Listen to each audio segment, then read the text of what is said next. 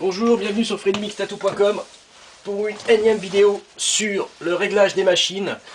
On me demande beaucoup, on me demande comment faire ça, comment faire ça. Moi j'essaie de faire les vidéos au mieux, après il y a des petites choses qui se rajoutent à l'intérieur. Voilà, donc cette fois-ci je vais vous montrer une vidéo sur plusieurs machines. Donc une traceuse, voilà, un ressort court, une ombreuse. On va voir ensemble le réglage. Là du coup elles sont complètement déréglées les machines. Complètement, c'est-à-dire les ressorts je l'ai même pas fait toucher sur le contact, donc elles sont toutes déréglées. Alors, si vous achetez des machines d'assez bonne qualité, comme je l'ai déjà dit dans d'autres vidéos peut-être, vos machines sont plus ou moins réglées, ils ont déjà mis une tension dans les ressorts. Si vous achetez des machines comme celle-là, vous les trouvez super pas chères, ça marche, vous pouvez y arriver. Mais le problème est qu'il n'y a aucune tension. Si vous mettez la bonne tension dans la machine, ça veut dire entre 320 grammes et 400 grammes sur le ressort, elle aura du mal à tourner, elle va chauffer. Parce que les condensateurs sont petits, les bobines, c'est pas du gros calibre. Donc voilà, ce genre de machine, ça marche, mais ça peut pas durer pendant longtemps. Ça veut dire, c'est une petite qualité ces machines-là. D'accord? Ça fonctionne. Ça, faut pas dire par rapport à ce qu'on avait au début, ça fonctionne.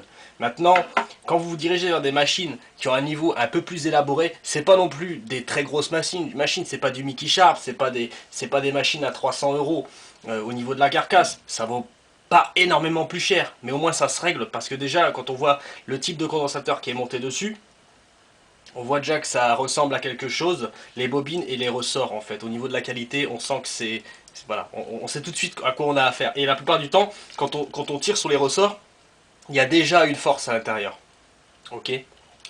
Donc je vais vous montrer comment on teste un ressort.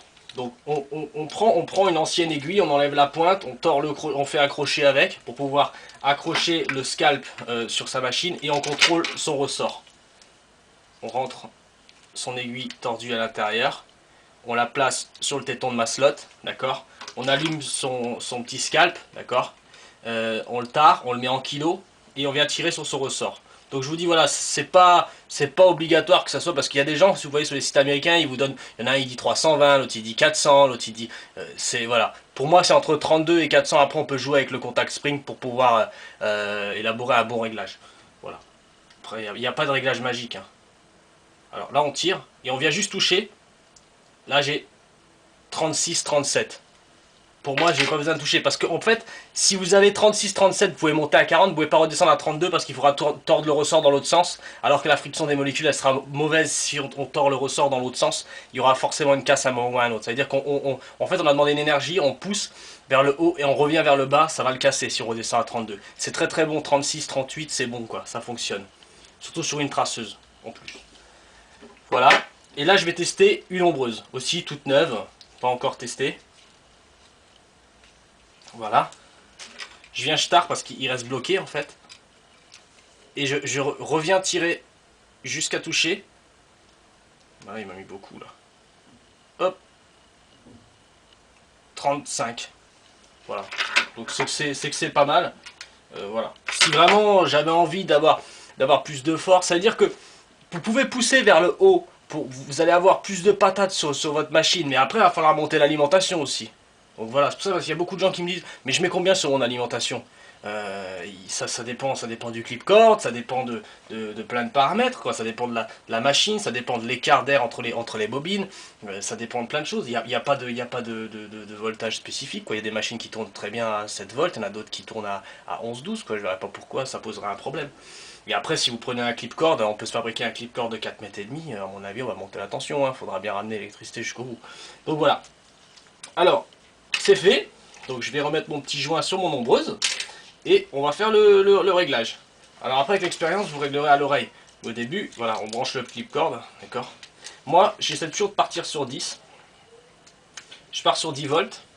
Ensuite, c'est une ombreuse. Je vais mettre un peu, grosso modo, je vais mettre 4 mm, 3 mm et demi d'air en fait entre ma slot et le contact. Je serre et je vais voir ce que ça donne. Là je vois qu'en fait mon outil, vous m'entendez peut-être pas, le outil en fait a 41 pour 10 volts. Ça peut fonctionner, hein, faut tester. Faut pas braser la peau par contre. Mais moi à l'oreille j'entends qu'elle est limite quoi. J'entends qu'elle est limite. Après je peux essayer hein. Mais je sais en tout cas moi par expérience j'aime mettre mon ombreuse à 50% si j'y arrive. Donc, et je l'aime bien quand elle a la patate quoi. Là elle est à 42. Donc je sais que je peux un peu grimper. Je le ramène un peu en avant.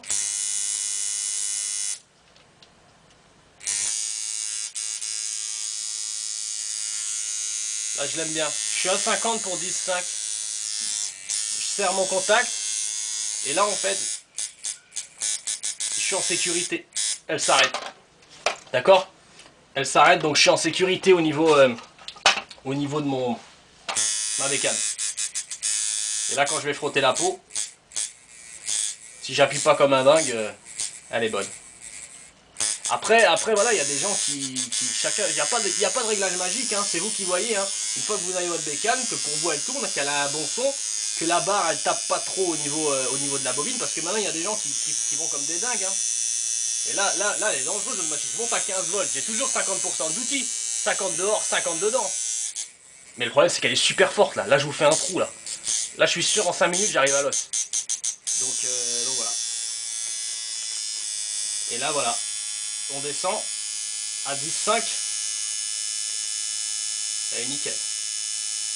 Elle est parfaite, on entend au bruit. Elle remonte aussi bien qu'elle descend, c'est parfait. Voilà. Voilà pour l'ombreuse. Maintenant on prend la traceuse. Donc elle, on part aussi sur 10 volts. On se met à 10 volts. Elle par contre, moi je l'aime bien un peu moins forte, d'accord, mais beaucoup plus rapide par contre, d'accord. Mais là je vais mettre, je pars toujours sur une base, comme j'ai déjà dit dans notre vidéo, je pars toujours sur une base de 2 mm entre l'espace d'air et le haut de la vis de contact. Je pars sur 2. On entend déjà la cadence elle est beaucoup plus rapide.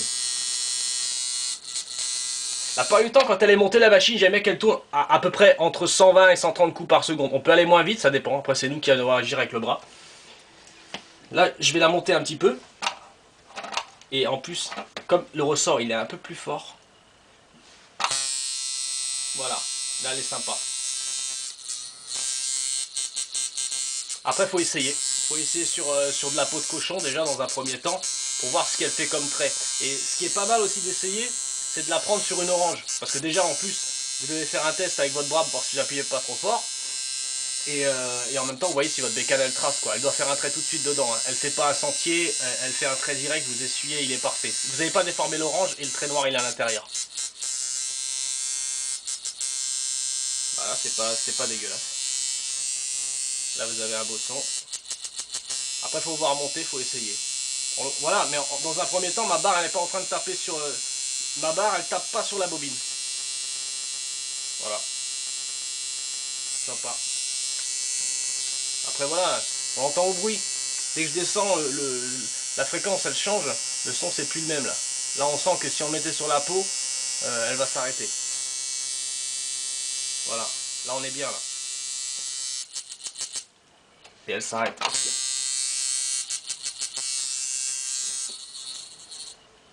Là elle s'arrête, donc ça veut dire que sur la peau elle s'arrêtera aussi. Voilà, là elle est bien. Et après c'est vous, hein, si vous appuyez trop fort. Et après vous le sentez en fait.